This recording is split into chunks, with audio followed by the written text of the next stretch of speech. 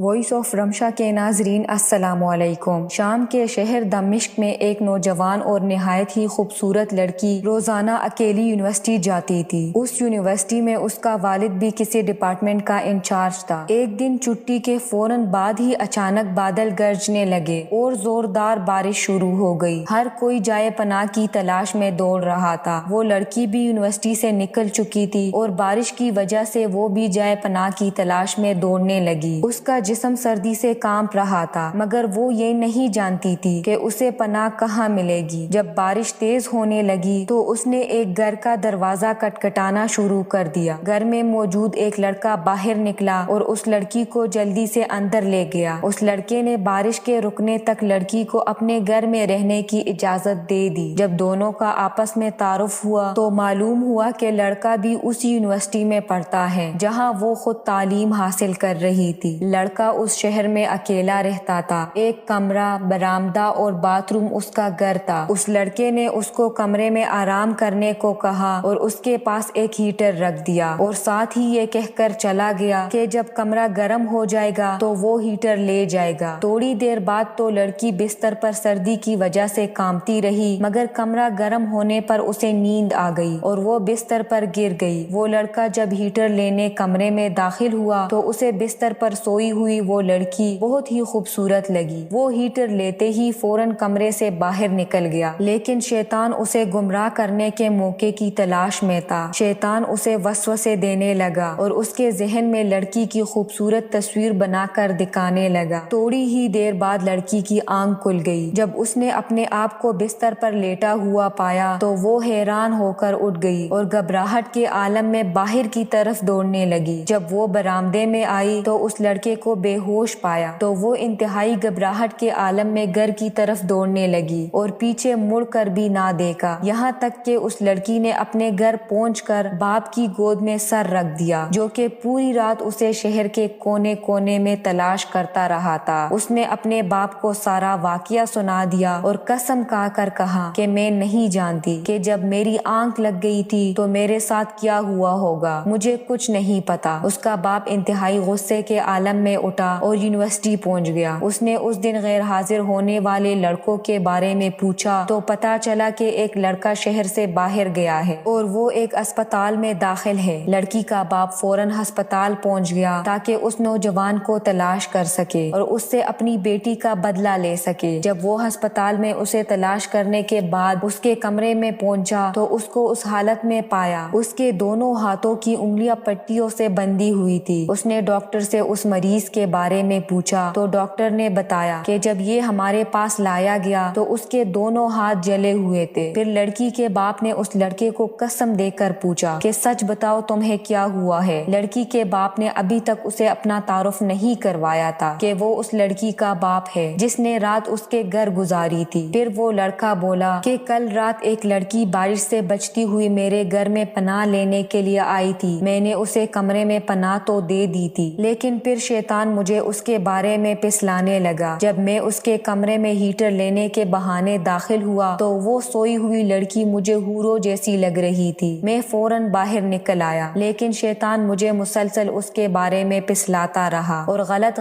خیالات میرے ذہن میں ڈالتا رہا۔ لیکن جب بھی مجھے شیطان برائی پر اکساتا ہے تو میں اپنی انگلی آگ میں جلاتا تاکہ جہنم کی آگ اور اس کے عذاب کو یاد کروں اور اپنے نفس کو برائی سے باز رکھ سکوں، یہاں تک کہ میری ساری انگلیاں جل گئی اور میں بے ہوش ہو کر گر گیا۔ مجھے نہیں پتا کہ میں ہسپتال کیسے پہنچا ہوں۔ یہ باتیں سن کر لڑکی کا باپ بہت حیران ہوا اور وہ بلند آواز میں چلایا، اے لوگو گواہ رہو، میں نے اس پاک سیرت لڑکے سے اپنی بیٹی کا نکاح کر دیا ہے۔ اگر اس لڑکے کے دل میں اللہ کا خوف نہ ہوتا تو اس لڑکی کی عزت محفوظ نہ رہتی۔ جو بھی لڑکا یا لڑکی ناجائز تعلقات قائم کرتے ہیں یا غیر شرعی دوستیاں یا محبت کرتے ہیں تو وہ اپنے اس برے فعل کو چھپانے کی حتی الامکان کوشش کرتے ہیں۔ وہ چاہتے ہیں کہ والدین ان کے کاموں سے بے خبر رہے، حالانکہ وہ یہ بھی جانتے ہیں کہ اللہ ان کے ہر فعل سے باخبر ہے، پھر بھی ان کے دلوں میں اللہ کا خوف پیدا نہیں ہوتا۔ ایسا کیوں؟ کیونکہ والدین نے بچپن سے ان کے دل و دماغ میں اللہ کے خوف کی بجائے اپنی ذاتی خوف، رعب و دبدبہ، سزا کا ہی ڈر بٹھایا ہوا ہے، اسی لیے آج وہ اللہ سے بے پرواہ پرواہ ہو کر والدین سے چھپ کر گناہوں کا ارتکاب کرتے ہیں، اور ایسے بھی والدین ہیں جنہوں نے اپنی اولاد کی تربیت خوف خدا پر کی تو ان کی اولاد نے ہمیشہ برائیوں سے اپنے آپ کو باز رکھا اور ہمیشہ اللہ کی بڑائی کو سامنے رکھ کر ہر قسم کی برائی سے محفوظ رہے۔ آج ہم خدا کو بھول چکے ہیں، ہمیں تو یہ ڈر بھی نہیں ہوتا کہ کل کو دربار خداوندی میں حاضر ہونا ہے۔ خوف خدا کو پس پشت ڈال چکے ہیں۔ ایک ایک سیکنڈ جب گزرتا جا رہا ہے تو قیامت بھی قریب ہوتی جا رہی ہے۔ آج ہم ہر قسم کے گناہ کے لیے تیار ہیں۔ روز بروز گناہوں میں اضافہ کر کے کندھوں پر موجود 2 فرشتوں میں بائیں فرشتے کو خوب دغا دیتے ہیں۔ ان تمام گناہوں سے دور رہنے کی تجویز کیا ہوگی اگر ہم ہر وقت یہ دھیان رکھیں گے کہ اللہ ہمیں دیکھ رہا ہے اور اللہ ہر چیز پر قادر ہے، اور اس پر بھی قادر ہے کہ زمین کو جو حکم کرے کہ فلاں آسی کو نگل لو، تو ہمارا کیا حال ہوگا۔ اگر یہ سوچ و فکر بن جائے تو انشاءاللہ گناہوں کی نحوست سے ہاتھ دھو بیٹھیں گے۔ دعا ہے اللہ ہمیں گناہوں سے بچنے کی توفیق اور ہر وقت خوف خداوندی عطا فرمائے، آمین۔ ہمارے چینل وائس آف رمشا کو ضرور سبسکرائب کریں، شکریہ۔